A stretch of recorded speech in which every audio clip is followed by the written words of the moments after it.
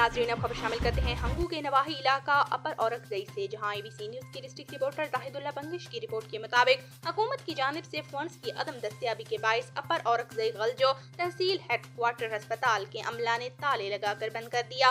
Doctor और अस्पताल के दीगर मुलाजमीन ने फंड्स की अदम फ्राहमी तक अस्पताल बंद रखने का ऐलान किया। अस्पताल की बंदिश की वजह से मरीजों को शदीद मुश्किलात का सामना।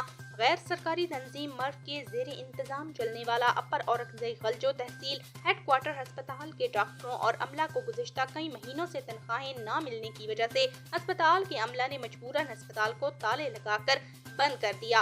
इसी हवाले से अस्पताल इंतजामिया ने बताया कि गुज़िश्ता कई माह से न फंड है न स्टाफ को तनख्वाहें मिली हैं।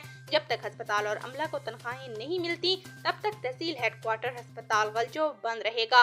मज़कूरा अस्पताल की बंदिश के हवाले से MPA औरकजई औरंगजेब खान ने बताया कि मैंने वज़ीर आला के साथ बात की है, लिहाजा वो गलजो अस्पताल को जल्द फंड मुहैया करेंगे।